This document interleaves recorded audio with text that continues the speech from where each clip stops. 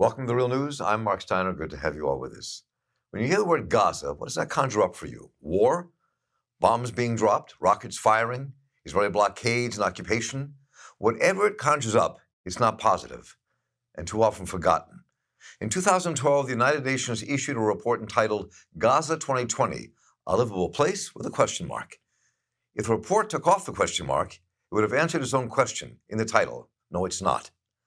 From the Israeli blockades allowing just enough so complete starvation doesn't take place, to both Israel and Egypt controlling the borders, the answer is it is not livable. What is even more alarming, if you look back in 2000, the World Trade Organization put out a report that said that 90% of the water in Gaza is unfit for drinking. That was true then. It's worse now.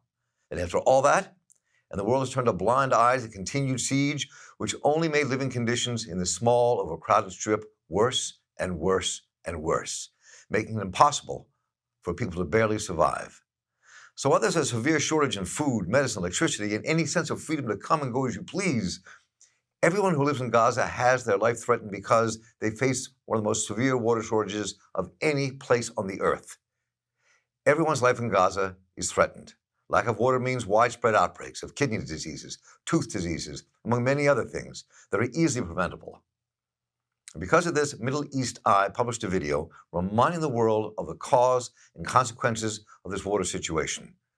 Water and environment expert Ahmed Hills spoke to Middle East Eye.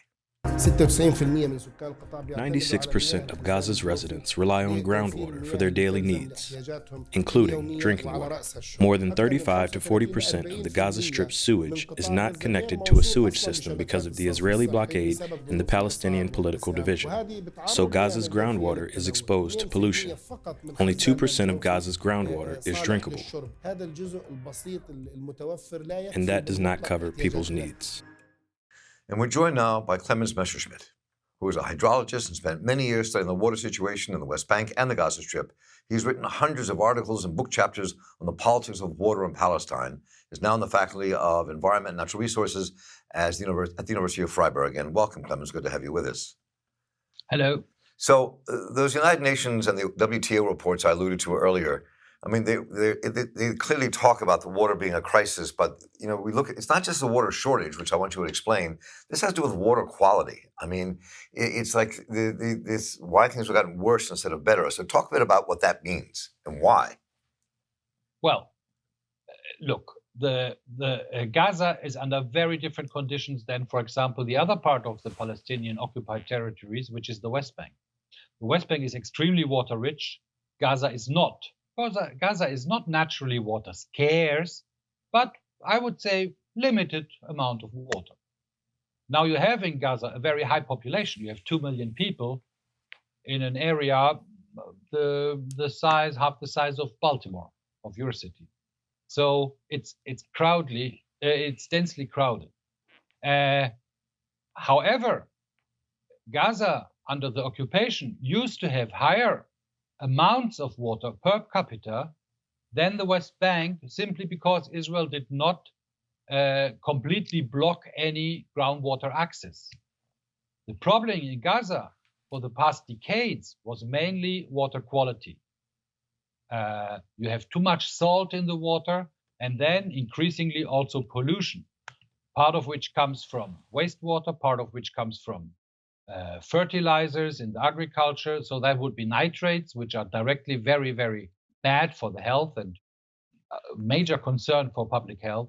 And then additional pollution from solid waste in cars and the remainders of industry, all that. So water quality is, for the past decades, the main concern of Gaza. Water quantity now also becomes a very big concern. But this is due to, on top of the top of the blockade and everything in the past years, the power cuts. There's no more electricity in Gaza to just run the pumps. So then you get, on top of very bad water quality, also enormous supply gaps, also water quantity problems.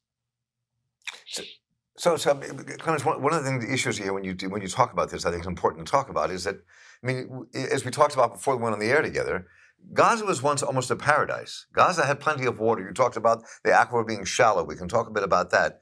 But the situation is completely different. People have to buy water. Most people have no access to water every day or clean water.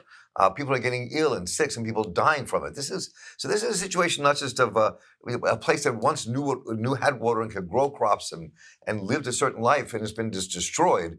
And people are suffering daily, which is why so many people are fleeing Gaza, whatever way they can. So let's get to the heart of that matter. Yes. You are right. Gaza used to be considered a lush place, an oasis. Alexander the Great made a stop on the famous fresh, sweet springs of Gaza. Gaza had a very vibrant agricultural sector, even for export to Europe. Imagine. This is because groundwater is shallow, so you can easily drill a shallow well and get the water up and then irrigate your crops. Now, everything has turned suddenly and very harshly with the so-called Nakba, which the Israeli call their independence or war for independence. 1948. In 1948, and the Palestinians call it the catastrophe, the Nakba, when Gaza was, first of all, shrunk to a small portion of what used to be the Gaza district under the British mandate, and then was crowded with refugees. So suddenly, many of the existing wells were not anymore accessible because they were outside this confined Gaza Strip that we see today on the map. And in addition, you had a quadrupling of the population. You had catastrophic situation immediately right then. Since then, during the 1950s, 60s, under then Egyptian rule, Gaza made great efforts and made great progress in drilling more wells, getting back somehow on its feet. You still had a vibrant agriculture. And then the occupation started. And we have now over 50 years of Israeli occupation.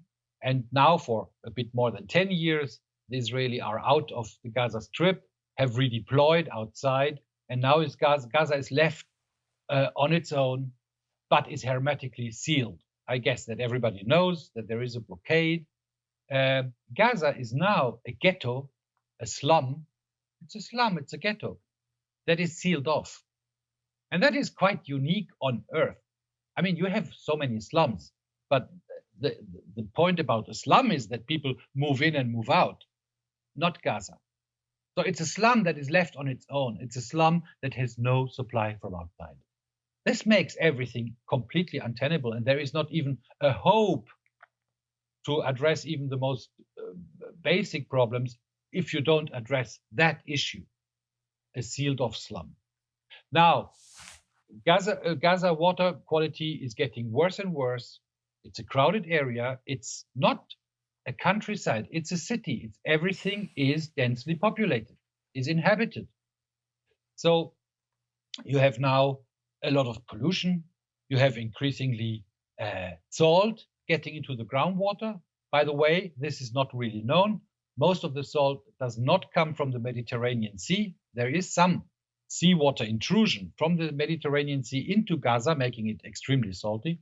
But you have a lot of salt water flowing as groundwater, brackish groundwater, under the border with Israel, from the Negev into Gaza. And that is the main source of salt until today. Is this some new phenomenon, or is it always this way? This is a natural phenomenon, but it is increased as the pressure regime changes. So if in Gaza the water level drops, then the flow from outside increases. You have a stronger gradient, and then more water flows into Gaza, and that is brackish water.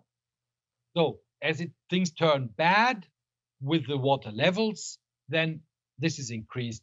It turning even worse with respect to salt inflows from outside. So basically what Gaza gets is salt from Israel, okay? Not very welcome. Right. So the question is here, I mean, it's not talking to you directly as a hydrologist who's worked in these issues. Yeah, let's talk a bit about what can be done. I mean, how does this change? It seems to me that's one of the things that's missing in these conversations. You take Trump and his absurd plan aside for Israel and the Palestinians, and go back to the heart of what this is. What changes this? What brings the vibrancy back? I mean, right now you have a situation in Gaza where people have to buy water, and the reality is that most of the unemployment is so severe, in some places 70, 80, 90%, people can't afford even to buy the water they need. So what resolves this? Okay, we have to talk, I'm afraid, about three different issues. One thing is what should be immediately done. Emergency interventions, what can be done. The second thing would be, what would be a technical long-term solution for Gaza in the water sector, technically speaking, okay? The third would be, what is the hydropolitical landscape? How does the Trump deal of the century fall into place? What are the strategic interests of Israel? These are three different issues. Palestinians have drilled a lot of wells in Gaza. Actually, in Gaza, we have too many wells, not too little, we have too many wells. So we are pumping more water out of the aquifer than comes in naturally from rain inside the strip. This is not sustainable. It's getting worse by the day. Gaza needs additional supplies. There is one proposal now that is unfortunately also supported by the Europeans and the Union for the Mediterranean, which is a French-led international initiative and so on, to bank on a technical fix, which is called large seawater desalination. I'm very much against that for technical and for political reasons. But let's first make the list. You could just drill more and let the water levels drop more and more, and you will get into more and more trouble. Otherwise, there are no water sources for Gaza. There is no source. There is nothing you can do to get more water. You can always improve a little bit on the edge. Of course, you can treat your wastewater a bit better, but this will not solve the original problem that there is now also an absolute shortage of water. And under these situations, also the water quality gets worse and worse. It was already said in the beginning, and this I want to confirm, 96% of the drinking water wells in Gaza have a chloride content, so salt content, above what is considered a drinking water standard by the World Health Organization. Okay? Mm-hmm. So it's not drinkable water. Now, you have a lot of small-scale desalination plants which do not use seawater, but they actually drill and tap into the slightly brackish, slightly salty groundwater and desalinate that water. To me, this makes all the difference. And I'm not against that because it's just a matter of energy and that of cost. If you have very little salt in the water or slightly brackish water, it costs not very much to desalinate. However, if you have highly saline seawater, it's hugely expensive to desalinate, or you can also call, if we talk about climate change, it's you spend a huge amount of energy just to produce fresh water. So these are two completely different things. But there are lots of technical and political problems with these small-scale brackish water desalination plants where people are supplied because they have problems with the transport and with the regulation. So the water often arrives at the household contaminated. And anyway, this is not a solution. This is, yes, it's a short-term remedy and it is an emergency measure, but it's not a long-term solution to carry around water in trucks. Water should flow through a pipe and end up at your faucet. That's how it should be in my house, in your house, in everybody's house. Okay? Full stop. And nothing less should, for me, be acceptable. Okay? So it's just short term. But we have all these problems. You could approach it, but still, then you still bank on groundwater. It's not really something that will help forever. Okay? Now, what should be done long term? Well, there we have to look at Gaza in a very different way. We have to understand. I mean, I'm a German citizen. I'm living for 20 years in Palestine, but I originally come from Munich, Bavaria. one of the richest cities in Germany, near the Alps, lots of rain, splendid, we have a little river, and so on. Gaza, a few years back, happened to have the same population density as Munich, the same area and the same population as Munich. Now, if I imagine Munich was sealed off for just 2 days, right, from outside, no more road, no more tube, no more train, okay? And you would also cut off this little river, how would we survive? Munich gets its water from the Alps, some 90 kilometers away. I don't know, 50 miles, you make the math. Right. We get the water from the Alps. As a matter of fact, and now this is something really I would like to highlight. If you cut anything out of the video, don't cut that.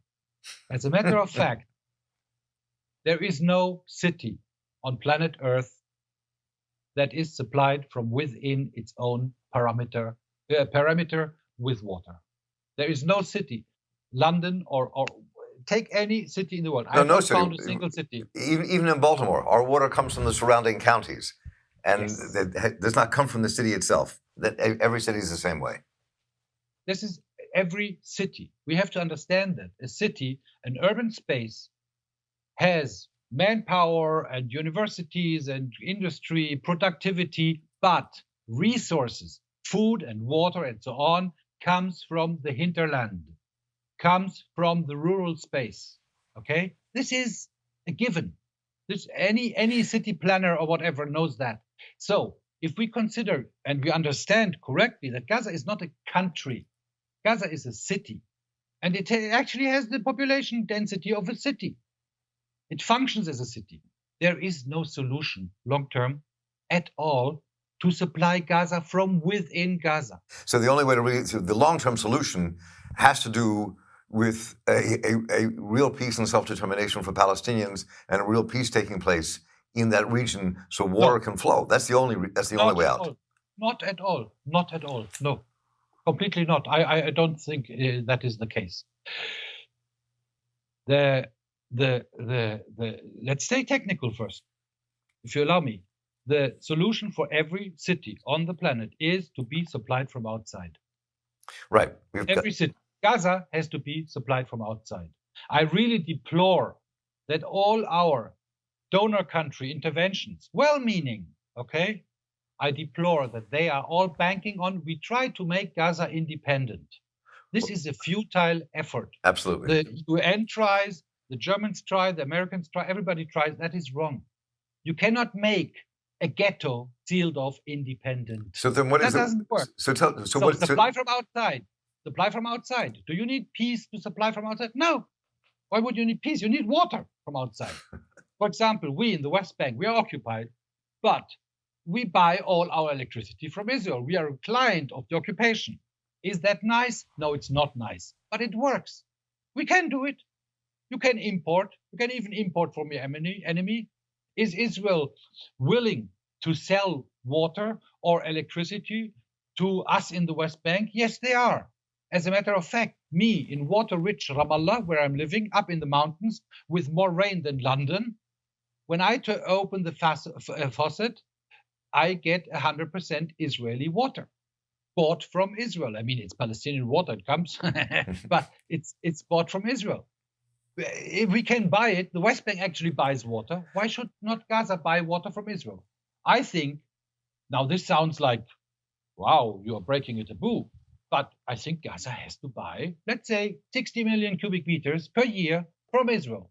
By the way, Israel built a huge so-called water carrier where they tap into the Jordan River in the north of the country since the 1950s, 60s, and pump all that water from Lake Tiberias down along the coastal plain to the cities and to the Negev.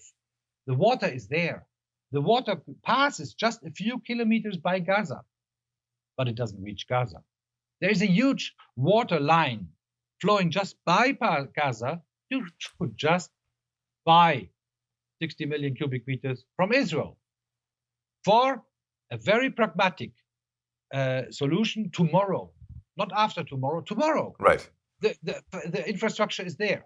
Now, as a long-term perspective, when you talk about water rights, then you can renegotiate and can say, now Palestinians in Gaza should get that water as part of their water allocation for national water rights of the whole country. So now then you can say this will be then given for free, but it has to be given from outside. That is as simple as it is. So, Clemens Messerschmitt, I wish we had a great deal more time. We're into we can start the second and third chapter next time we speak. I appreciate the conversation. Yeah. We've learned a lot, and I look forward to many more. I thank you for your work as well. Thank you. And I'm Mark Steiner here for the Real News Network. Thank you for listening and watching us today. Let us know what you think. I'm really curious to see what you think about this and the other things we're hitting in that area. Take care.